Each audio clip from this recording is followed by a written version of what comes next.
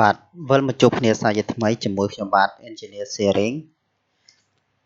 ថ្ងៃនេះខ្ញុំមានវីដេអូមួយដើម្បីធ្វើការចែករំលែកដែលក្នុងវីដេអូមុនគឺខ្ញុំបានបង្ហាញអំពីរបៀបនៃការបង្កើត plot style ផ្ទាល់ខ្លួនទុកសម្រាប់ប្រើប្រាស់ផ្ទាល់ខ្លួនក៏ដូចជាប្រើប្រាស់នៅក្នុងក្រុមហ៊ុនមួយបានប៉ុន្តែថ្ងៃនេះខ្ញុំនឹងបង្ហាញអំពីរបៀបនៃការ add plot style ចូលនៅក្នុង AutoCAD ដើម្បីធ្វើការ set up ជា default អញ្ចឹងដើម្បីធ្វើការ add បានគឺយើងមាន command មួយដំបូងគឺខ្ញុំធ្វើការ print ឲ្យអ្នកទាំងអស់គ្នាមើលអូខេយើងប្រើ command plot ឬក៏ control P បន្តមកទៀតយើងនឹងឃើញផ្ទាំងកន្លែងនេះនៅកន្លែងនេះយើងមាន plot style យើងធ្លាប់បង្កើត plot style កាលពីវីដេអូមុនគឺខ្ញុំបង្កើត plot style engineer sharing plot style កន្លែងនេះគេដាក់ថា missing អញ្ចឹងដើម្បីកុំឲ្យ missing គឺយើងត្រូវ add វាចូលអញ្ចឹងដើម្បី add plot style នឹងចូលគឺយើងប្រើ command OP អូខេ OP បន្តមកទៀតគឺយើងចូលទៅកន្លែង file បន្តមកទៀតយើងរកពាក្យថា printer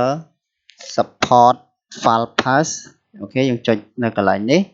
បន្តមកទៀតគឺយើងរកពាក្យថា plot style table search path អូខេនៅកន្លែងនេះអញ្ចឹងយើងចុចចឹងមកតទៅទៀតយើង scroll មកយើងមាន plot style ចាស់ពីមុនអញ្ចឹងឥឡូវយើងចង់ add plot style ថ្មីគឺយើងពាក្យ add កន្លែងនេះយើងចុច add កន្លែងនេះមកយើងនឹង load បែបនេះបន្តមកទៀតគឺយើងចូល browse ទៅរក plot style ដែលយើងបានទុកហើយនៅក្នុងនេះខ្ញុំដាក់ចូលក្នុង 3D ហើយ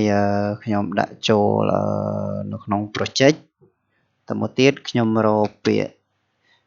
folder plot style របស់ខ្ញុំទុកក្នុង folder នេះគឺ engineer sharing plot style ទៅមកទៀតខ្ញុំចុច OK អូខេទៅមកទៀតខ្ញុំ apply ទៅមកទៀតខ្ញុំចុច OK ឥឡូវយើង add plot style បានហើយឥឡូវចង់ដឹងថាជោគជ័យអត់យើងចុច control P ឬក៏ plot អូខេបន្ទាប់ពីយើង add បានហើយនៅកន្លែងនេះគឺវាលេងចេញពាក្យ missing ទៀតហើយគឺយើងអាចប្រើប្រាស់បានហើយឥឡូវឧទាហរណ៍ខ្ញុំប្រើប្រាស់ plot style ដែលយើងបានកំណត់អញ្ចឹងវាសួរថា plot style table all layout ដាក់ yes អូខេដើម្បីឲ្យវា apply all ទៅមកទៀតយើងអាច preview បាន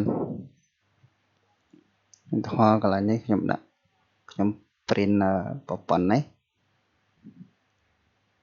អញ្ចឹងខ្ញុំ apply អូខេខ្ញុំចូលនៅក្នុង layout អូខេទៅមកទៀតខ្ញុំ plot ម្ដងទៀតនេះគឺខ្ញុំសាកធ្វើការ preview អូខេនៅកន្លែងនេះនៅក្នុង model របស់យើងពណ៌ magenta ពណ៌រាងផ្ទៃមេឃប៉ុន្តែដោយសារយើងប្រើប្រាស់ plot style នៅកន្លែងនេះដូរទៅជាពណ៌ក្រហមហើយ line weight មាន line weight ទៀតកន្លែងនេះ line weight កន្លែងនេះដើម្បីកុំឲ្យវាក្រាស់ពេកគឺយើងដកកន្លែងplot object line weight នេះចេញអូខេយើង apply យើង preview ម្ដងទៀតអូខេនេះគឺជាទម្រង់ដែលយើង set up plot style គឺ line របស់យើងគឺប្រើ2មីលីម៉ែត្រអញ្ចឹងហើយពណ៌ផ្ទៃមេឃដូរមកពណ៌ក្រហមអញ្ចឹងអានឹងគឺជាផលប្រយោជន៍នៃការ plot style ដែលយើងប្រើប្រាស់កុំឲ្យជាន់ជាមួយនឹងប្លង់ aesthetic ពេលខ្លះពណ៌ color នៅក្នុង project មួយគឺយើងមានពណ៌ច្រើនអញ្ចឹងកុំឲ្យពេលដែលយើង print ប្លង់ចេញមកកុំឲ្យវាជាន់ជាមួយ aesthetic យើងត្រូវមាន plot style ជា template មួយដើម្បី